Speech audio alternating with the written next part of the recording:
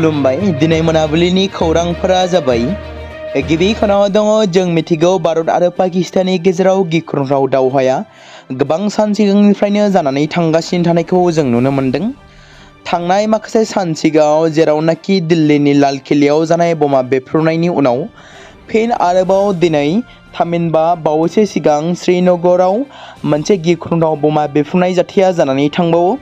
जों मिथिगौ भारत आरो पाकिस्ताननि गेजेराव दावहा जाबाय थादोंमोन, जेराव थांनाय पहलगाम उदखारि गाग्लोबनायनि उनावबो भारत आरो पाकिस्ताननि गेजेराव उदखारि गाग्लोबनायनि उननिफ्रायनो गिख्रंथाव दावहा जानानै थांदोंमोन। बेबायदिनो पाकिस्ताननि उदखारिफ्रा भारतआव गोबां खेब गाग्लोबबाय थानायखौ जों मिथिनो मोनो एबा सुलुंनिफ्राय मिथिनो मोनबाय थायो। बेबायदिनो शुक्रबारनि हर गेजेराव एबा मैया श्रीनगरनि नौगाम पुलिस थानाखौ सोमावग्लुंनानै मोनसे गिदिर बेरफ्रुनाय जाथायाव सा 9 सुबुंनि जिउ खहा जादों आरो सा 30निबो बांसिन सुबुंफ्रा जोखोम जादों होनना खौरां मोन्दों, जेराव बांसिनानो पुलिस अफिसार आरो फरेन्सिक हान्जानि सोद्रोमाफ्रा जिउ गोमादों। थारैनो फैबाय थानाय समाव भारत आरो पाकिस्ताननि गेजेराव गिख्रंथाव दावहाया जानो थांबावगासिनो दं नामा? श्रीनगरनि नौगाम पुलिस थानायाव जानाय गिख्रंथाव बेफ्रुनाया बै समाव जादोंमोन जेब्ला माखासे पुलिसनि बिबानगिरिफ्रा उदखारिफोरनि केसाव जब्द खालामनाय बेफ्रुग्रा मुवाफोरखौ पुलिस थानायाव दोनथुमनाय जादोंमोन। हारियानानि फरिदाबादाव गंसे भारानि न'निफ्राय बोखांनो हानाय 360 किल'ग्राम केमिकेल बेफ्रुग्रा मुवाफोरखौ पुलिस थानायाव दोनथुमनाय जादोंमोन, जायनि जाहोनावनो बेफ्रुदोंमोन होनना सुलुङाव फोरमायदों। जेराव बेफ्रुनायनि जाहोनाव बिल्डिंआ गोबां खहा जादोंमोन आरो हरनि थासारिया गोबां गिख्रंथाव महर लादोंमोन। गिबि बेफ्रुनायनि उनाव मोनसेनि उनाव मोनसे फिसा बेफ्रुनायनि जाहोनाव रैखाथि हाबाफारिया दसे समनि थाखाय गोबाव जादोंमोन।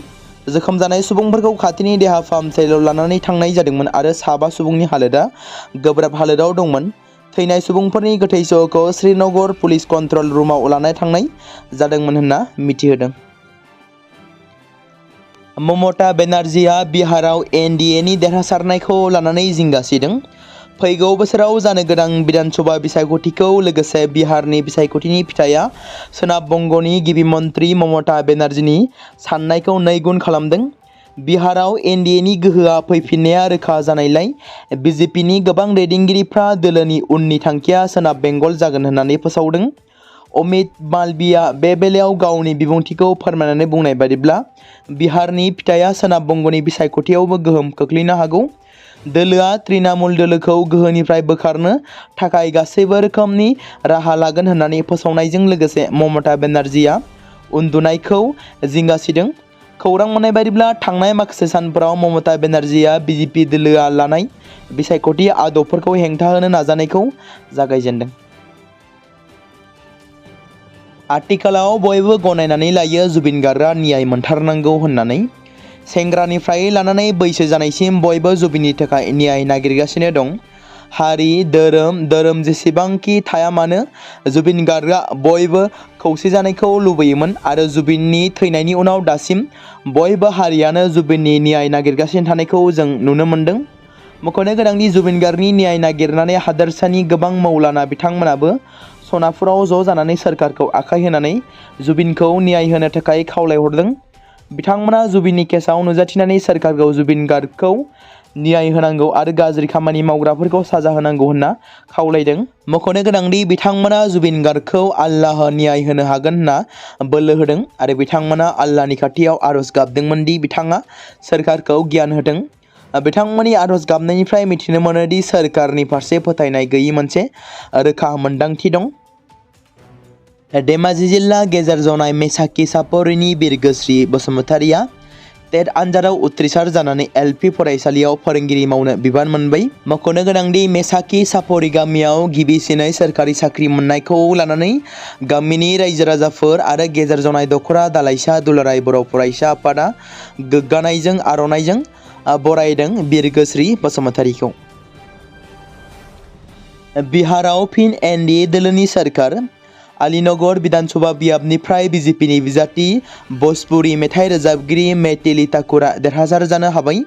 25 बोसोर बैसोआवनो मेटेली ठाकुरा एमएलए देरहासार जानो हानायखौ लानानै ओनसोलनि थागिबि रायजो राजाफ्रा जोबोरैनो रंजाखांदों। दिल्लीयाव बमा बेफ्रुनायनि उनाव मुरादाबादाव खुंथाया हाई एलार्ट फोसावदों। दिल्लीयाव बमा बेफ्रुनायनि उनाव मुरादाबाद खुंथाया मोनफ्रोमबो जायगायाव सांग्रांथि बांहोदों। बेबादिनो फारफ्रोमथिंनिफ्राय फैनाय सुबुंफोरखौ मोजाङै नायबिजिरगासिनो दं। मख'नो गोनांदि मुरादाबाद खुंथाया मोनफ्रोमबो बिथिंनिफ्राय फैनाय गासैबो दावबायारिफोर आरो दावबायारिफोरखौ बिसोरनि सिनायथि बिलाइफोरखौ फोरमान खालामनानै आरो गासै सोमोन्दो गोनां खारिथिफोरखौ बुथुमनानै गोख्रोङै नोजोर होगासिनो दं। लोगोसे सन्देह गोनां गारिफोरनि सायाव गोख्रों नोजोर लाखिदों। बेफोरबादि जाथायफोरा जानायनिफ्राय रैखा मोननो थाखाय पुलिस आरो खुंथाया बेफोर राहाफोरखौ लागासिनो दं होनना सुलुङाव फोरमायदों। बेजों लोगोसे खुंथाया सन्देह गोनां सुबुंफोरनि थांलाय फैलाय आरो आखुखौ नोजोर होगासिनो दं। रावबो चेकनिफ्राय बारग'नो हाया आरो बेनि थाखाय गासै गोजौ थाखोनि नायबिजिरनाया सोलिगासिनो दं। दिल्लीनि जाथायनि उनाव मुरादाबाद खुंथाया मोनफ्रोमबो पुलिस थानाफोरखौ सांग्रांथि थानो बिथोन होदों। बेनि अनगायैबो खुंथाया बे चेकिं अपारेशनखौ मोनाबिलिनि 5 रिंगानिफ्राय 7 रिंगासिम आरो हरनि 9 रिंगानिफ्राय 11 रिंगासिम खालामनो बिथोन होदों।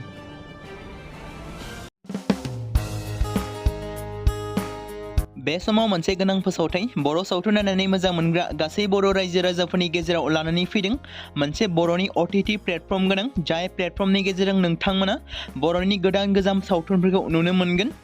थांनाय माखासे बोसोर सिगां बर'नि गेजेराव लानानै फैनाय निउबो एप बायदिनो फिन आरोबाव लानानै फैदों बर' रायजो राजाफोरनि थाखाय। बे बाथ्राखौ मख'नाया गोनांदि 2025 मायथाइनि जानुवारि दानाव ओंखारनाय आंगो स्ट्रीम मुंनि मोनसे OTT प्लेटफर्म गोनां निउबो एपनि गेजेरजों नोंथांमोना गोबांथार बर'नि सावथुनफोर जेरै ट्रेजेडी, रमान्टिक, एक्शन आरो कमेडीजों बुंफबनाय सावथुनफोरखौ नुनो मोनगोन। जेरै सनानि नखर, थांखि गैयै समाज, अनसुला आफा, हिर', बिमा बायदि बाजै, अर, थैसाम, वान्टेड, संदान आरो रं नाम्बार बायदि सावथुनफोरा मख'जाथाव। बेफोर सावथुनफोरखौ नायनो थाखाय नोंथांमोना गिबियावनो आंगो स्ट्रीम एपखौ गाव गावनि मबाइलाव थानाय प्ले स्ट'रनिफ्राय डाउनल'ड खालामनानै लोगोसे इनस्टल खालामनानै गावनि मबाइल नाम्बारजों लगइन खालामनानै लाग्रोनांगोन। बेनि उनाव नोंथांमोना गोबांथार नुनो मोनै सावथुनफोरखौ गुगोल पे, फन पे आरो पेटिएमजों रं नाम्बार सावथुनखौ नायनो थाखाय 60 रां आरो संदान सावथुनखौ नायनो थाखाय 80 रां, वान्टेड सावथुनखौ नायनो थाखाय 60 रां, थैसाम सावथुनखौ नायनो थाखाय 60 रां बेबायदिनो गोबांथार नुनो मोनै सावथुनफोरखौ नायनो थाखाय सुबिदा खालामनानै होदों आंगो स्ट्रीम प्लेटफर्मा। फिन नोंथांमोननि गेजेराव फोरमायबावनो लादों बर' सावथुन नायनानै मोजां मोनग्रा गासै बर' रायजो राजाफोरनि गेजेराव लानानै फैदों मोनसे बर'नि OTT प्लेटफर्म गोनां, जाय प्लेटफर्मनि गेजेरजों नोंथांमोना बर'नि नुनो मोनै सावथुनफोर जेराव गोदान गोजाम सावथुनफोरखौ नुनो मोनगोन। बे बाथ्राखौ मख'नाया गोनांदि 2025 मायथाइनि जानुवारि दानाव दिहुनजानाय आंगो स्ट्रीम मुंनि मोनसे OTT प्लेटफर्म गोनां एपनि गेजेरजों नोंथांमोना गोबांथार बर'नि ट्रेजेडी, रमान्टिक, एक्शन आरो कमेडीजों बुंफबनाय सावथुनफोरखौ नुनो मोनगोन। जेरै रं नाम्बार, संदान, वान्टेड, थैसाम, अर, बिमा बायदि बाजै, हिर', अनसुला आफा, थांखि गैयै समाज, सनानि नखर बायदि बायदि सावथुनफ्रा मख'जाथाव। बेफोर सावथुनफोरखौ नायनो थाखाय नोंथांमोना गिबियावनो आंगो स्ट्रीम एपखौ गाव गावनि मबाइलाव थाखानाय प्ले स्ट'रनिफ्राय इनस्टल खालामनानै गावनि मबाइल नाम्बारजों लगइन खालामखांनायनि उनाव नोंथांमोना गोबांथार नुनो मोनै सावथुनफोरखौ गुगोल पे, फन पे आरो पेटिएमजों रं नाम्बार सावथुनखौ नायनो थाखाय 60 रां, संदान सावथुनखौ नायनो थाखाय 80 रां, वान्टेड सावथुनखौ नायनो थाखाय 60 रां, थैसाम सावथुनखौ नायनो थाखाय 60 रां बेफोरबायदिनो अर सावथुनखौ नायनो थाखाय 60 रां पे खालामनांगोन। बेबायदिनो गोबांथार नुनो मोनै बर' सावथुनफोरखौ नायनो थाखाय सुबिदा खालामनानै होदों आंगो स्ट्रीम प्लेटफर्मा।